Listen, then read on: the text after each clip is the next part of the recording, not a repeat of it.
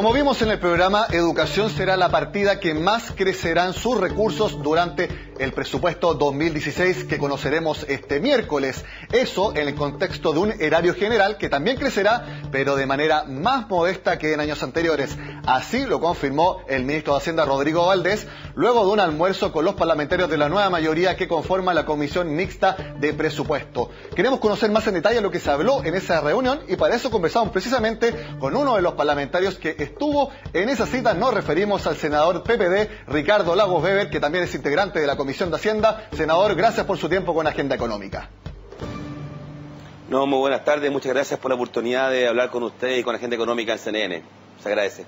Senador, bueno, yo di las líneas principales de lo que dijo el ministro de Hacienda después de la reunión con ustedes. ¿A su juicio también son los puntos principales de esa discusión? Efectivamente, el ministro hizo un esfuerzo que es complejo para él porque no quiere adelantar cifras o guarismos, ¿ya? Pero tiene que darnos indicaciones porque uno no puede quedar al descampado respecto a un presupuesto que, como usted bien lo decía, o hablábamos fuera de cámara, perdón, es un presupuesto que tiene algunas particularidades, como que es que hemos tenido 7 años de déficit efectivo en materia fiscal. Se abre una interrogante legítima y sana de en qué minuto vamos a converger a la consolidación de las cuentas fiscales. Esta es una meta que se ha ido corriendo en los años.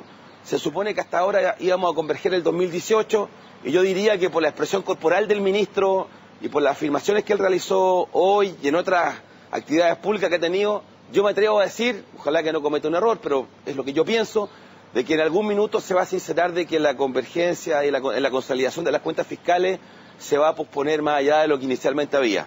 Lo cual creo que es bueno, porque la regla del balance estructural tiene algo que es fundamental, que es que tenga credibilidad. Y afuera, los inversionistas extranjeros, aquellos que le ponen nota a Chile, el riesgo país, creo que prefieren que se sincere cuándo tiene lugar esa convergencia, esa consolidación de las cuentas, a mantener en ascuas y postergar esto. Eso fue un tema que habló el ministro, y lo otro fue respecto a los énfasis donde van a estar en el presupuesto. Y quien logró eso era educación, como usted muy bien decía, pero también están los temas de salud, los temas de seguridad ciudadana, los temas de inversión, y yo intuyo de lo que dijo el ministro que en las carteras de vivienda y las carteras de obra pública creo que vamos a ver un crecimiento mayor que el promedio del presupuesto.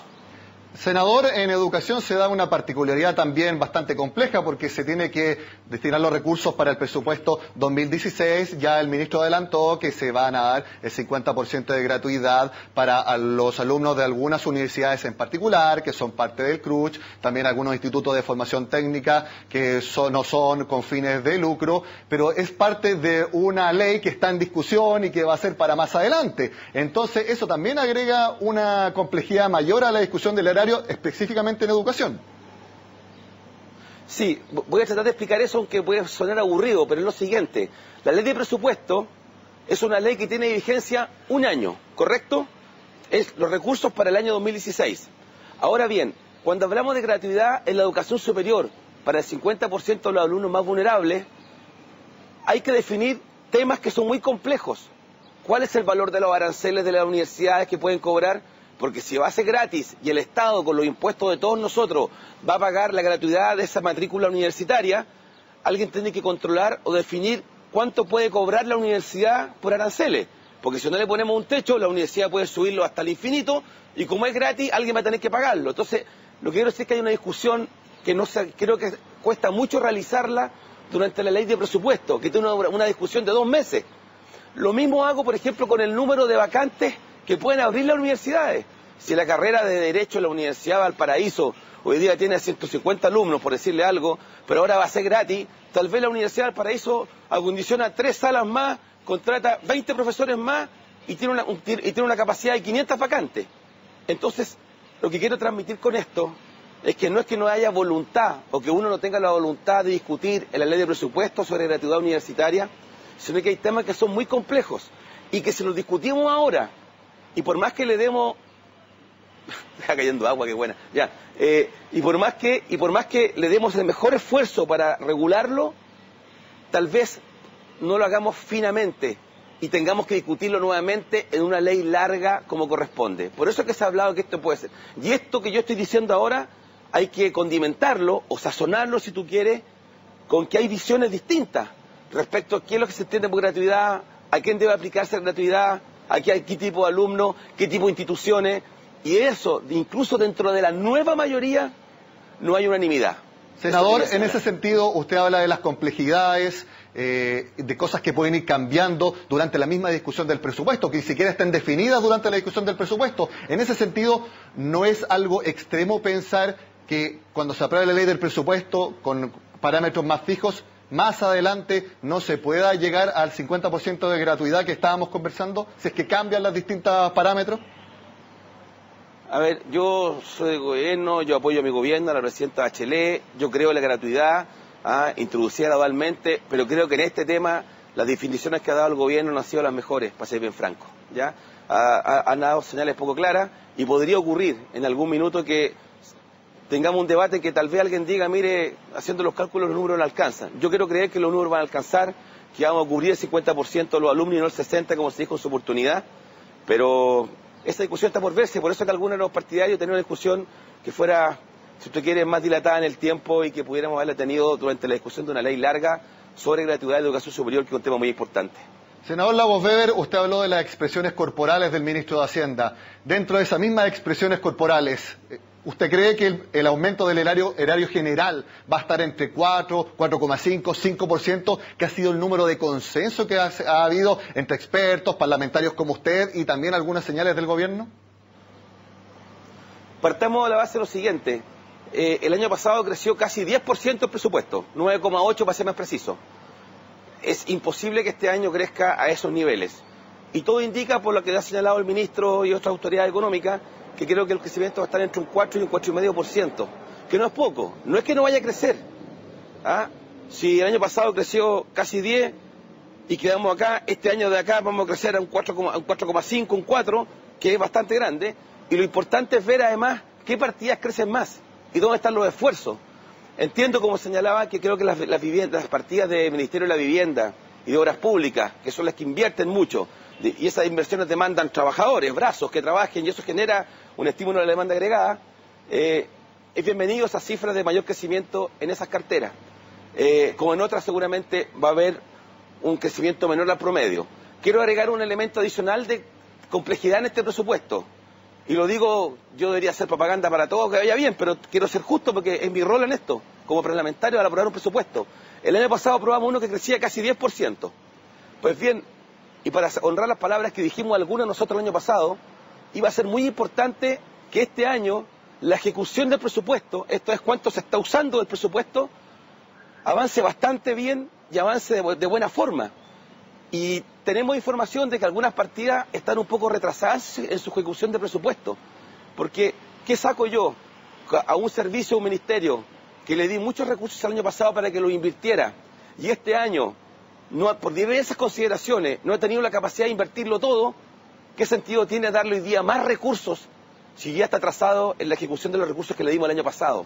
Por eso que creo que cuando uno aumenta los presupuestos, es bueno, en algunas áreas es muy bueno, tiene la lectura positiva, estimula la demanda agregada, ayuda en un periodo de desaceleración en que el sector privado se pueda meter a la economía y se sienta estimulado.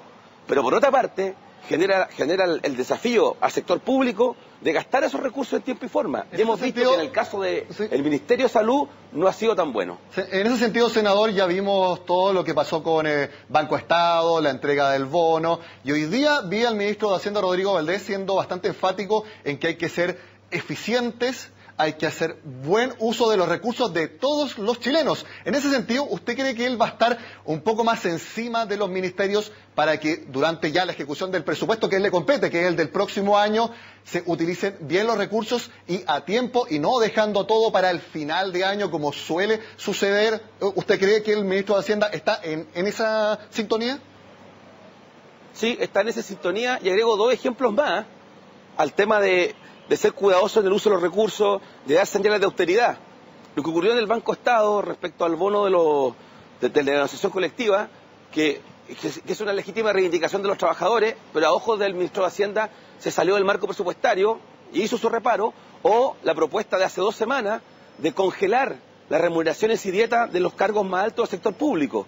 Eso está en línea con lo que usted me está señalando respecto a una mirada de estar encima de buen uso de los recursos, austeridad y al mismo tiempo de una ejecución como corresponde. Porque tiende a ocurrir hacia fines de año que al final dejamos comprometidos recursos para el año que viene y los damos por utilizados, lo cual no es cierto, es una figura contable, o se pasa a la adquisición de maquinaria o equipo, ya en vez de invertirlos como corresponde. Y yo creo que el ministro en ese sentido ha sido bien categórico en eso, bien claro, ¿eh? Ministro, mi última pregunta porque nos queda poco tiempo. Se sabe que hay más austeridad por parte del ministro de Hacienda porque las condiciones económicas del país con un menor crecimiento obviamente dan cuenta de menores ingresos para el fisco. También hay presiones inflacionarias bastante fuertes que también me imagino que han llevado al ministro de Hacienda a tenerlas en cuenta a la hora de tener un crecimiento más moderado en el gasto público. Ahora quisiera preguntarle, ¿este crecimiento más moderado usted teme que también pueda tener un impacto en la actividad económica, teniendo en cuenta que gran parte del crecimiento de este año se debe a mayor gasto fiscal y también teniendo en cuenta que el Banco Central lo más probable es que suba la tasa de interés, que sería otro factor que podría restarle dinamismo o una posible reactivación a nuestra economía? ¿Usted teme, está en este momento el ministro de Hacienda en un zapato chino en ese sentido? Sí, pero todo dentro de un contexto. Este año, 2015, las estimaciones son de crecimiento alrededor de un 2%. Póngale un par de décimas más si quiere, con suerte, si es generoso. Todo indica que el año próximo, a pesar del cuadro que usted señala, y que le podría agregar otro más, otro negativo si usted quiere, que las economías emergentes como China están creciendo menos que en el pasado, que en consecuencia están demandando menos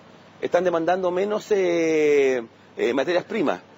Pero dicho eso, todo indica que el año que viene vamos a crecer a un 2,5% tal vez, o poquito al retorno a eso, y eso, si bien no me deja satisfecho a nadie, porque Chile tiene un potencial de crecimiento mayor que ese, creo que el año que viene vamos a crecer más. Y teniendo claro que el Banco Central fue muy categórico, a mi juicio, fue bien transparente el presidente del Banco Central cuando presentó el último índice de política monetaria en el Senado creo que hace un mes o 3 semanas, que dio todas las indicaciones de que eventualmente las tasas va a haber una ligera alza, las tasas de interés, porque el estímulo monetario lo van a retirar de a poco, como consecuencia del alza en el nivel de precios. Entendiendo que el alza del nivel de precios o la inflación, para hacerlo en castellano, ha sido consecuencia básicamente de un aumento en el tipo de cambio, sin perjuicio de eso, la impresión que tiene todo y el mercado es que va a haber una ligera alza de tasa. Y efectivamente, como dice usted, eso genera una tensión adicional.